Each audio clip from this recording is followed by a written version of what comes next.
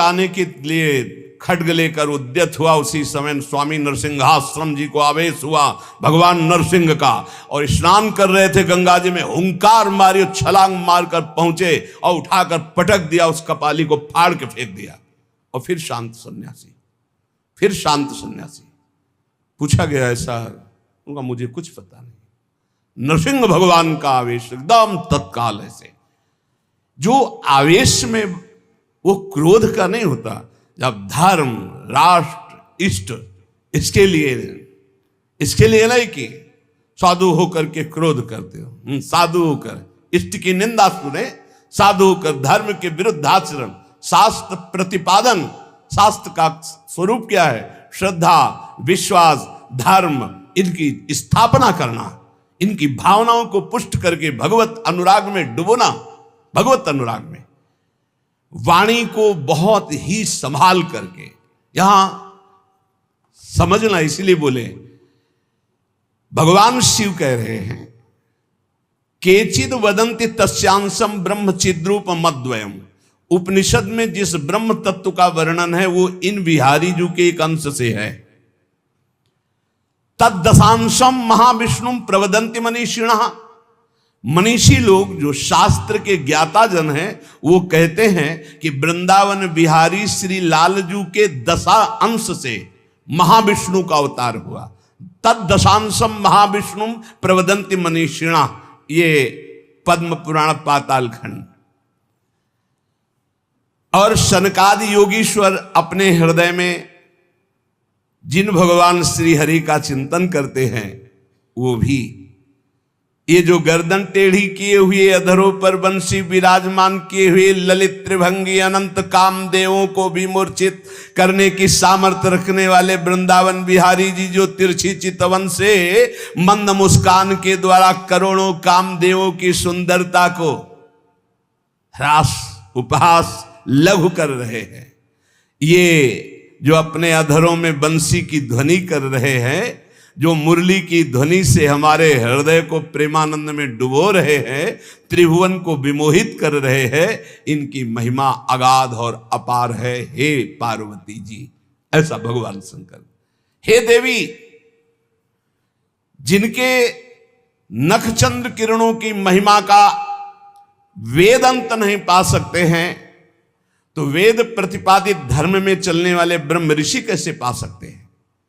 उन्हीं भगवान श्री कृष्ण के संबंध में कुछ और बता रहा हूं, तुम सुनो और सुनकर मुदित, आनंदित हो। ये त्रिगुण माया से रचा हुआ अनंत ब्रह्मांड है उन्हीं श्री कृष्ण के द्वारा। उन्हीं श्री कृष्ण के द्वारा ब्रह्मा, विष्णु और मैं महेश्वर प्रकट हुआ हूं। जितने भी देवता, दैवी शक्तियां, सब उनके करोड़वें अंश से उत्पन्न हैं। सृष्टि, स्थिति और संहार की शक्ति युक्त से ब्रह्मादि देवता, ये सब उन्हीं महान बिहारी जी के वैभव हैं, प्रभु के वैभव हैं, श्री कृष्ण के। श्री कृष्ण रूप का जो करोड़वां अंश है, उसका जो करोड़वां अंश है, उससे कामदेव उत्पन्न हुआ, जो पूरी सृष्टि को नचाए दे रहा है। सोचो, श्री कृष्ण के करोड़वें अंश के एक अंश के करोड़वें अंश से कामदेव प्रकट होकर पूरी सृष्टि को नचाए दे रहा है। वो श्री कृष्ण कितने सुंदर हैं। वो ब्रह्मांड में स्थित होते हुए किसको नहीं मोहित कर सकते। ऐसे श्री कृष्ण के श्री विग्रह की शोभामयी जो कांति है, उसके करोड़वें अंश से यह चंद्रमा और सूर्य का प्रकाश होता है। ऐसे तो तेजोमय हैं वो, ऐसे सुंदर है कि करोड़वें अंश के एक अंश से करोड़वें अंश में कामदेव का प्रादुर्भाव हुआ। श्री कृष्ण के प्रकाश के करोड़वें अंश से एक सूर्य, ऐसे परमानंद में रसामृत परिपूर्ण सी वृंदावन बिहारी की महिमा का कौन पार पा सकता है। हे देवी, परम आनंद, परम चैतन्यता, विश्व ज्योति, ब्रह्मबोध, ये सब इन्हीं से प्राप्त होता है, इन्हीं से प्राप्त होता है।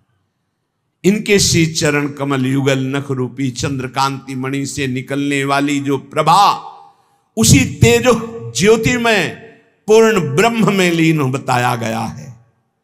और ऐसे विश्व को मोहित करने वाले मदन मोहन, जिनके करोड़वें करोड़वें अंश में सब सूर्य चंद्र काम आदि देवी शक्तियां, इनको श्री राधा जी अपने अधीन किए हैं, इसलिए इनकी प्राण वल्लभा है।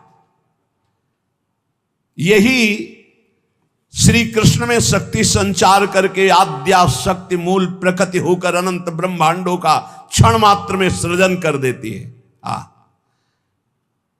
देवी जैसे उनके अंश से मैं हूं, ऐसे श्री राधा के करोड़वें करोड़वें अंश से आप सब शक्तियों का, देवियों का प्रादुर्भाव हुआ।